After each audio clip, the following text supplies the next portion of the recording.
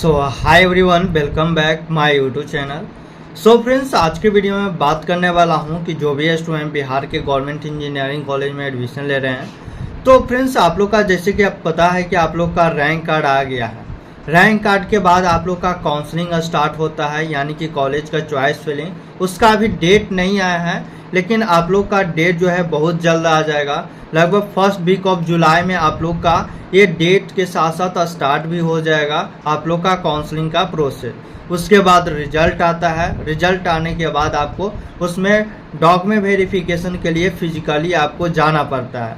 तो फ्रेंड्स, अभी मैं बताने वाला हूं कि जब डॉक्यूमेंट वेरिफिकेशन के लिए जाओगे तो आपको इम्पोर्टेंस या रिक्वायर्ड डॉक्यूमेंट्स क्या हैं जो आपको 100% होनी चाहिए, तभी आप लोग का वहां पर एडमिशन होगा।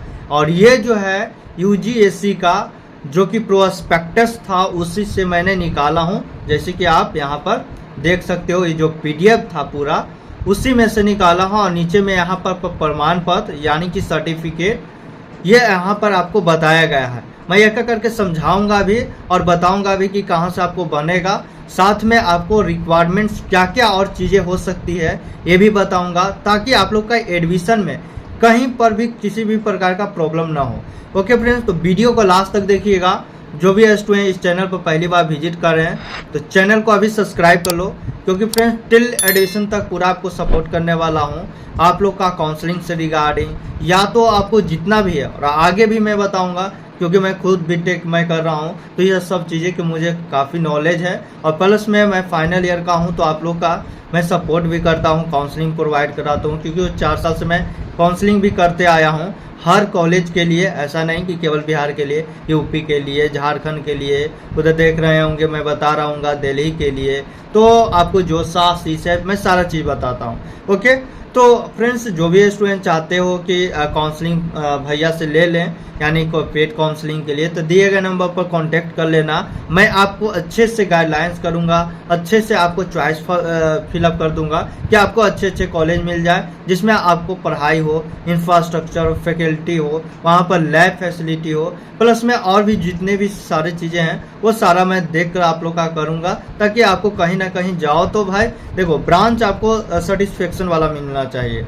हाँ, हो सकता है कि कॉलेज ऊपर नीचे थोड़ा हो सकता है, क्योंकि आपका जिंदगी भर आपका ब्रांच रहने वाला है, न कि कॉलेज बस 4 साल तक रहोगे कि यहाँ से पास आउट किए हो, लेकिन डिग्री आपको हमेशा ज़िंदगी भर रहेगा, और ज़िंदगी भर आप लोग का वही चीज़ें आपको करोगे भी। ओके, तो चलते हैं बिना देरी के कि आपका कौन कौन से डॉक्यूमेंट्स लग रहे हैं। ओके भाई, देखो मैं एक एक करके समझाऊंगा, तो थोड़ा हो सकता है वीडियो लंबा हो, लेकिन आपको डॉक्यूमेंट्स के रिगार्डिंग आपको फिर कुछ भी डाउट नहीं रहेगा। ओके, प्रमाण पत्र, अंक पत्र, अनलेखी सूची, ये ऑफिशियल है इसलिए लिखा है हिंदी में। यहाँ पर देख सकते हो सबसे फर्स्ट में मार्कशीट है। क्या है? Marksheet and admit card of 10+2, या तो आईएससी वही हुआ, और इक्विवेलेंट एग्जामिनेशन, यानी कि आपको मार्कशीट होनी चाहिए, यानी कि आप लोग का रिजल्ट आया है वो, आपको एडमिट कार्ड भी होना चाहिए। क्लास 12 का आपको एडमिट कार्ड, मार्कशीट आपको होनी चाहिए। ये देख सकते हो रिलेवेंट जो कि बोर्ड, जैसे कि आपको बिहार बोर्ड से हो गए pass out, Bihar board counselling के थ्रू। ओके, तो ये आपको होनी चाहिए। सेकेंड में मोस्ट इम्पॉर्टेंट डॉक्यूमेंट्स है passing certificate of class 12 of equivalent examination, यानी कि आपको जो ओरिजिनल होता है, पासिंग सर्टिफिकेट का मतलब ओरिजिनल, तो आपके पास ओरिजिनल नहीं होगा अभी, क्योंकि 3 साल के बाद ओरिजिनल आता है, तो उसके जगह पर आप प्रोविजनल यूज कर सकते हो। प्रोविजनल आपको रहेगा, जो होगा सीबीएसई वाला का तो फर्स्ट जो भी मिलता है वही रहता है, उसके लिए प्रोविजनल ये सब नहीं काम करता है। ओके, यहाँ पर भी लिखा है बाय रिलेवेंट बोर्ड, यानी कि जो भी बोर्ड से हैं।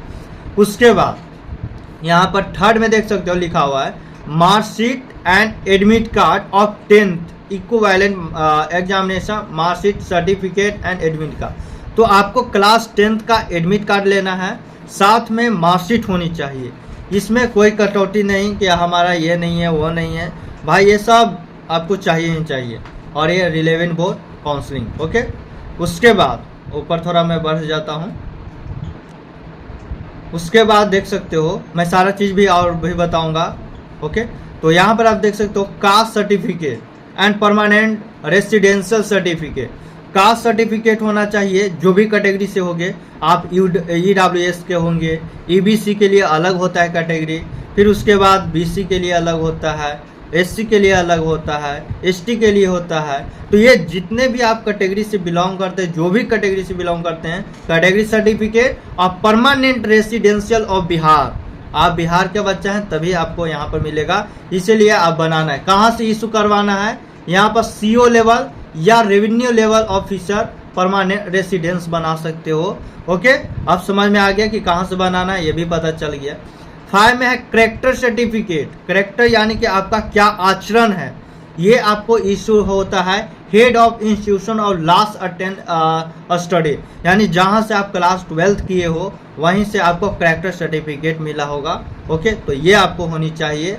ओके, उसके बाद है income certificate. Income certificate if needed, इसका मतलब हो गया कि जब आप यहाँ पर स्कॉलरशिप प्राप्त होता है, ओके, तो स्कॉलरशिप के रूप में आपको इनकम सर्टिफिकेट के अकॉर्डिंग दिया जाता है कि कौन सा बच्चा का 8 लाख से कम है उसी को मिलता है। तो यहाँ पर आप देख सकते हो इनकम सर्टिफिकेट इशू होना चाहिए आपको revenue officer and permanent resident. उसके बाद एडमिट कार्ड होना चाहिए, जैसे आपको JEE मेंस का हो गया, या तो फिर आप 10th 12th का तो मैं ऊपर ही बता दिया, तो एडमिट कार्ड होना चाहिए। Admit card of JEE main 2024। Okay, उसके बाद फोटोग्राफ आपको लेना होगा।